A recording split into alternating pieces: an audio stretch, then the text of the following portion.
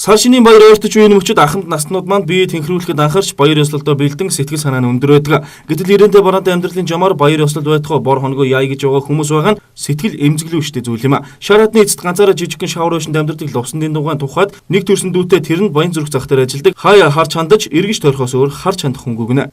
Би хэрвээ юу Одоо л нэг юм хөл дээр босох санаатай байна.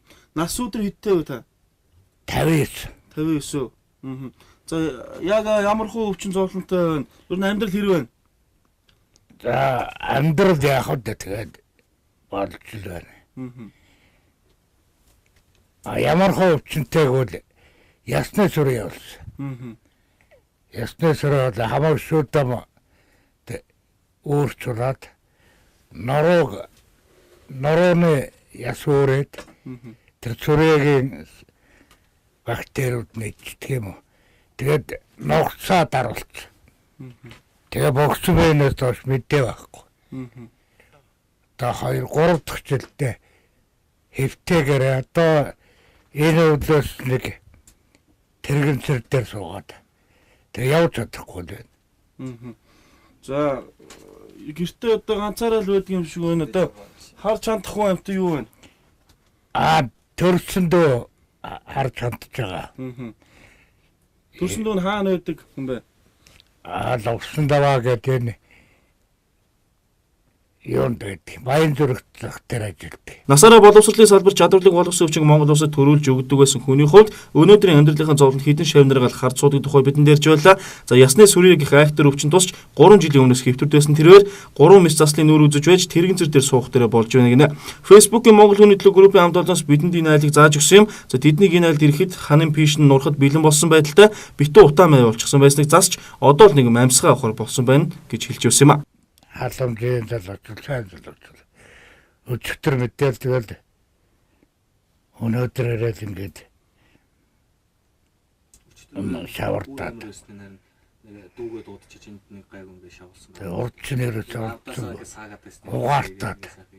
За энэ шүтээсээ захирал Баатраа очроод тэгээд залуу тус болдг юм уу?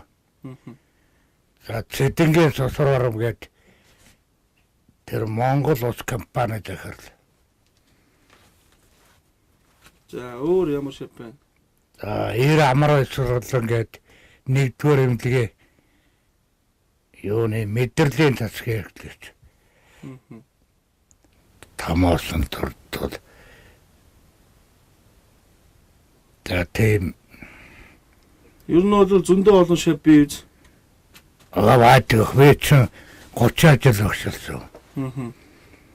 За одоо тэгээд зурагт үзээ сууж байгаа шавнартай хандаж бас багшийн зүгээс юу гэж хэлмээр байна. Одоо бас нэг аягны хайр өдөрт ахны хайр жилдээ гэдэг. Одоо бас сургаж хүмүүжүүлж ингэж явсан юм чи багштай бас эргээд шавнар нь мэдээж одоо таныг ингэж явж байгаа өвчин зовлонтой байгааг мэдвэл туслах л байх та. Шавнартай хандаж та юу гэж хэлмээр байна? Багш нь одоо хүнд өвдлөө. Тэгээ одоо нэг яг эдгэрэх өнгөрөөд байж гэн 2 жил хэвтэйгэр байлаа. Тэгээд яг намааг мэдэх шавнар одоо эрүүл энхэл байгаараа гэж хэлээ.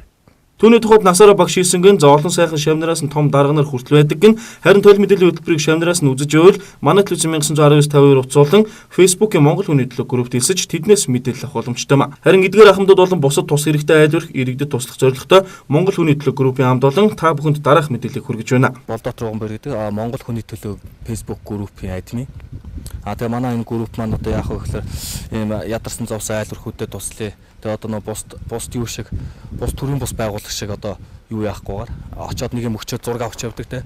Тэгэхгүйгээр энэ айлуудаа тулж ажиллая. Одоо эхний ээлжинд ямар ч юм цагаан сар аян гэдээ өрнүүлж байгаа.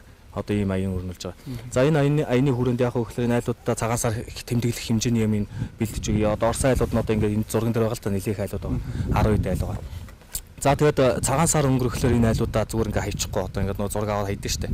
Тэр шиг ингээ хаячихгүйгээр энэ айлуудын хөдөлмөр эрхлэх боломжтой хүмүүс үйл сургалт заая. Одоо ажилд авдаггүй энэ хүмүүсийг чинь те нийгэм угаас ямар болцсон байгаа вэ гэхэд тэг өндөр мэрэгжилтэй боловсралтай тийм хүмүүсийг авдаг болсон. За тэгэхгүйгээр сургалтанд хамруулаад сүвнэр ч юм уу, сэлбэр ч юм уу одоо хийж болох юу вэ тэр бүгдд нь сургаад хийсэн юм цааш нь борлуулж өгөөд одоо амьдралын доод түвшинд байгаа хүмүүсийг бид нэр одоо дундаж түвшинд очтол нь одоо ингэж тусалж дэмжээ тий. Ямар ч гэсэн эхний ээлжинд энэ жилдээ энэ 15 айлыг одоо яг жилийн хугацаанд одоо эх жилийн үдээд ихэд энэ 15 айл дундаж хэмжээнд хүрсэн байх тийм зорилго тавиад бид нар ажиллаж байгаа. Төрийн хайр халамж үр хүүхдийн асран хамгаалалт дутсан тэдгээр ахмад наснуудтай ижил амьдралтай хүмүүс зөндөө. Тиймээс эрхэм дарга нар та бүхэн энэ усуудыг ээж аав мэт санаж энэ хүмүүсийн хайж амьдралд анхаарал хандуулаач гэдгийг ТV нэмтлээ зориулж байна. Сэдэд мөхтлөгөр нар мэдээллээ.